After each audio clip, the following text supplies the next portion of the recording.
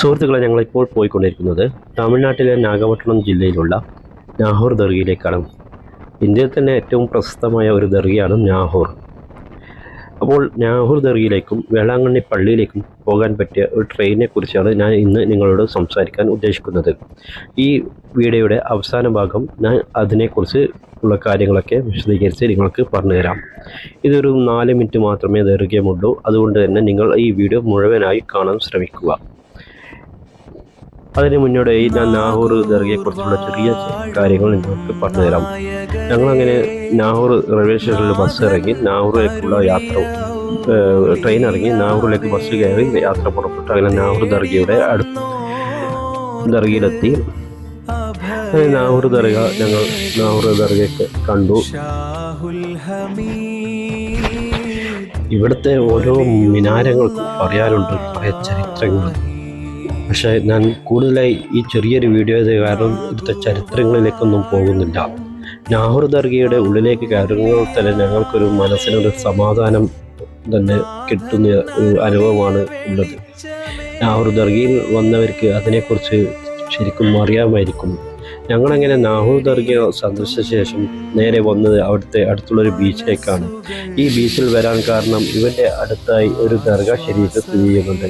ആ ദർഗയെ ഒന്ന് കാണാൻ വേണ്ടിയിട്ടാണ് ഇങ്ങോട്ടേക്ക് വന്നത്. ഇതാണ് ആ ബീച്ചിനോട് ചേർത്തുള്ള ദർഗ. നാഹൂർ പള്ളിയിൽ നിന്നും ഏകദേശം 1 കിലോമീറ്ററാണ് ഇവിടത്തേക്കുള്ള ദൂരം. ഓട്ടോക്കാർ ചിലവർ 70 രൂപ, 60ഉം 70ഉം 80ഉം രൂപയൊക്കെ വാങ്ങിക്കുന്നുണ്ട്. അത് നിങ്ങൾ അതിൻ്റെ ഓട്ടോ ആദ്യം ചാർജ് ചോദിക്കുക, ഏറ്റവും നോക്കിയിട്ട് കയറാം. അങ്ങനെ ഞാൻ നാഹൂർ ഇവിടുത്തെ ദർഗയൊക്കെ കണ്ടു. ഞാൻ നിങ്ങൾക്ക് ഇനി ആ ട്രെയിനിനെ കുറിച്ചുള്ള ചില കാര്യങ്ങൾ പറഞ്ഞുതരാം. അതിന് മുന്നേ ഒരു കുളം ഞാൻ നിങ്ങൾക്ക് പരിചയപ്പെടുത്തി തരാം. ഇത് നാഹൂർ ദർഗയുടെ അടുത്തുമായിട്ട് നിൽക്കുന്ന ഒരു കുളമാണിത്. ഈ കുളത്തിനും കുറേ ചരിത്രങ്ങൾ ഉണ്ട് എന്ന് പറയുന്നുണ്ട്. കുളത്തിൻ്റെ ഒരു ഔഷധ ഗുണങ്ങളൊക്കെ എന്തൊക്കെയോ ഇങ്ങനെ കേൾക്കുന്നുണ്ട്. ഞാൻ നിങ്ങൾക്ക് ഇനി ഈ ട്രെയിനിനെ കുറിച്ചുള്ള കാര്യങ്ങൾ പറഞ്ഞു തരാം. എറണാകുളം ജംഗ്ഷൻ റെയിൽവേ സ്റ്റേഷനിൽ നിന്നും എല്ലാ ദിവസവും രാത്രി 10:30 മണിയോടെ പുറപ്പെടുന്ന ട്രെയിൻ നമ്പർ 16188.